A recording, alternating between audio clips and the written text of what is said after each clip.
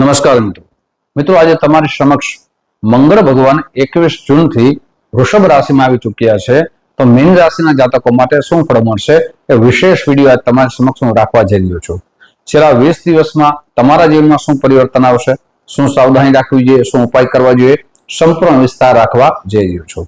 મિત્રો તમારી રાશિ પ્રમાણે જે મંગળ છે શુક્રની રાશિમાં ત્રીજા ભાવમાં છે. ત્રીજો ભાવ છે પરાક્રમનો છે અને મંગળ પણ પરાક્રમ છે.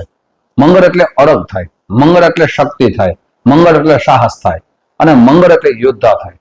અને મંગળ એ ત્રીજા ભાવમાં છે, પરાક્રમના ભાવમાં છે, સાહસના ભાવમાં છે અને વૃષભ રાશિમાં છે.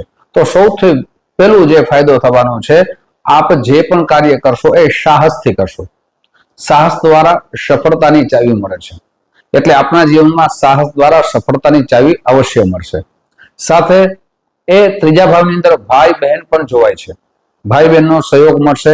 પેલા આપણે સહયોગ મળતો ન હતો, હવે સહયોગની પ્રાપ્તિ થશે.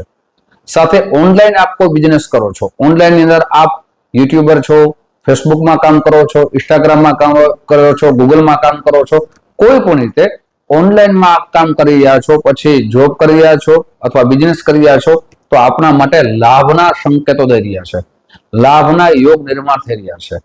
આપણા જીવનમાં જે મંગળની પરાક્રમ અને એ પરાક્રમથી આપણા જીવનની અંદર સફળતા મળશે. જે પેલા ખૂબ મહેનત કરી પણ મહેનતનું પરિણામ આવતું ન હતું, એ મહેનતનું પરિણામ હવે આપણે દેખાશે. સાથે મંગળ ભગવાનની 3 દ્રષ્ટિ છે, જેમાં 2 વિશેષ દ્રષ્ટિ માનવામાં આવે છે. મીન રાશિના માટે કે આ વિડીયો ખૂબ ખાસ છે. શું સાવધાની રાખવી આગળ ચર્ચા કરશું. ખાસ કરીને મંગળ ભગવાનની 4th દ્રષ્ટિ અને 8મી દ્રષ્ટિ.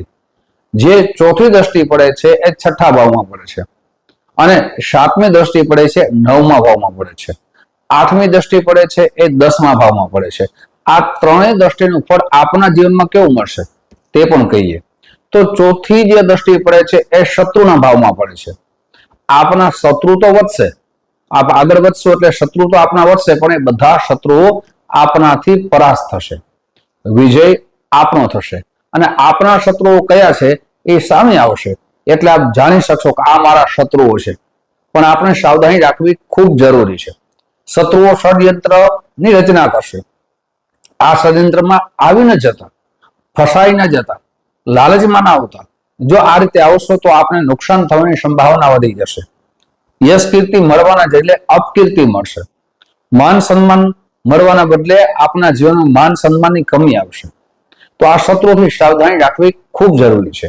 સાથે 6ઠ્ઠો ભાવ છે જોબનો પણ માનવામાં આવે છે, નોકરીનો પણ માનવામાં આવે છે. આપણી નોકરીની જે તૈયારી કરી રહ્યા છો એ નોકરીમાં આપ આગળ વધી શકશો.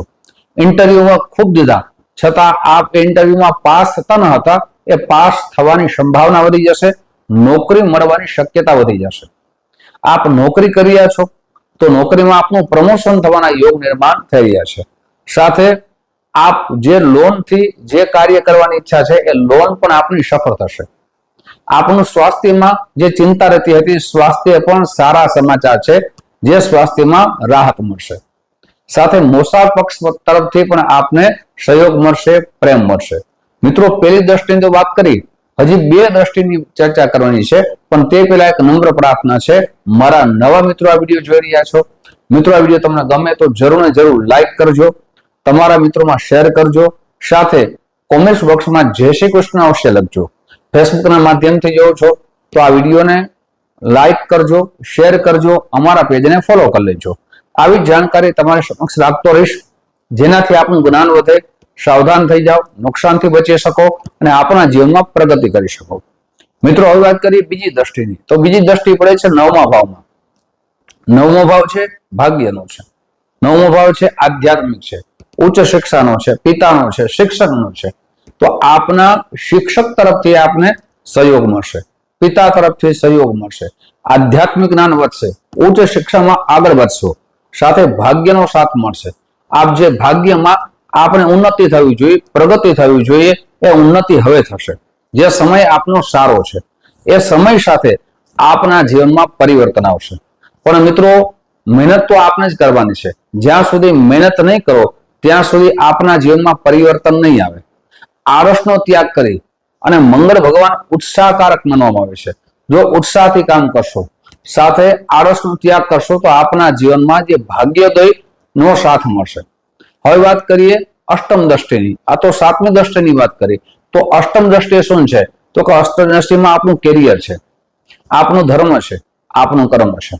તો ખાસ કરીને મિત્રો આપના કર્મ ઉપર આપણે વધારે ને વધારે જોર દેવાનું છે. સાથે આપણા કેરિયરમાં આપણે સમય દેવાનો છે. આપણે કેરિયર ઉપર જેટલું ધ્યાન આપશો આપના કેરિયર માટે આ સમય ખૂબ સારો છે. વિદેશમાં આપ જે પણ કાર્ય કરો છો, બિઝનેસ કરો છો અથવા નોકરી કરો છો, તો આપના માટે સારો સમય છે. મિત્રો પતિ પત્ની વચ્ચે પણ સારા સંબંધોની સ્થાપના થશે. પરિવારમાં પણ સહયોગ મળશે. આ બધા લાભ ક્યારે મળશે? જ્યારે આપણી જન્મ કુંડળીમાં મંગળ ભગવાન ઉચ્ચ રાશિમાં હોય, સ્વ રાશિમાં હોય, કોઈ પણ અશુભ યોગ નિર્માણ ન થતું હોય ત્યારે આપને વધારે પૂરતો વિશેષ લાભ મળશે. પણ આપણી જન્મ કુંડળીમાં મંગળ જો રાહુ સાથે હોય, કેતુ સાથે હોય, શનિ સાથે હોય તો આ જેટલા પણ લાભ તમારી સમક્ષ મેં રાખ્યા છે એમાં કમી આવી શકે છે. એટલે ખાસ કરીને એ મંગળ ભગવાનની આપણે જન્મ કુંડળીમાં જોવા જરૂરી છે. ઘણી વખત એવું બને કે ઘણા બધા મિત્રો અમને કહે છે આપ જે પણ કહો છો બધા વ્યક્તિને લાગુ પડે, તો ના, ગોચરના ગ્રહો સારા હોય પણ જન્મના ગ્રહો સારા ના હોય તો એમાં કમી આવી શકે છે, ફળમાં કમી આવી શકે છે, અશુભ ફળ પણ મળી શકે છે. એટલે જન્મ કુંડળીમાં જે પણ અશુભ યોગ નિર્માણ થતું હોય તો આવા ગ્રહોનું ખાસ કરીને વિશેષ કરીને પૂજા કરાવવી જોઈએ. ખાસ કરીને મિત્રો આપની જન્મ કુંડળી પ્રમાણે અને આપની રાશિ પ્રમાણે આપનું રત્ન થાય છે એ ગુરુ થાય છે. મિત્રો તમારી સમક્ષ રાખું છું, આ ગુરુનું રત્ન છે એ કુંડળી બતાવીને ધારણ કરી શકો છો. ગુરુનું રત્ન પહેરતા પહેલા આપને એનું પંચાંગ કર્મ અવશ્ય કરવું જોઈએ. ઘણા બધા મિત્રો એની પૂજા જપ અનુષ્ઠાન કરતા નથી એટલે એનું ફળ મળતું નથી. સાથે સાચા કેરેટનું ધારણ કરતા નથી એટલે એનું ફળ મળતું નથી. એટલે એ પણ ધ્યાન રાખવું ખૂબ જરૂરી છે. હવે આપને રાશિ પ્રમાણે ઉપાય બતાવું છું. આપણે પ્રતિ દિવસ વિષ્ણુ શાસ્ત્રનો પાઠ અવશ્ય કરવો જોઈએ. સાથે ગુરુવારના દિવસે યથાશક્તિ આપને પીળા રંગની વસ્તુનું દાન કરવું જોઈએ. મિત્રો આ રીતે કરશો તો તમારા જીવનમાં પરિવર્તન અવશ્ય આવશે. સાથે સાવધાની, આપના ક્રોધ ઉપર કંટ્રોલ રાખવો જોઈએ. ઉતાવળથી કોઈ પણ કાર્ય ન કરવું જોઈએ. ભાગીદાર સાથે સારા સ્નેહ અને સંબંધ રાખવા જોઈએ. પતિ પત્ની વચ્ચે સમય દેવો જોઈએ. આ બધી સાવધાની રાખશો તો વિશેષ ફળની પ્રાપ્તિ અવશ્ય થશે. મિત્રો આવી જાણકારી તમારા સમક્ષ મૂકતો રહીશ. આપ જે પ્રેમ આપો છો એ પ્રેમ બદલ આપ સૌનો હૃદયથી ખૂબ ખૂબ આભાર વ્યક્ત કરું છું. ફરીથી મળશો. જય શ્રી કૃષ્ણ. મહાદેવ.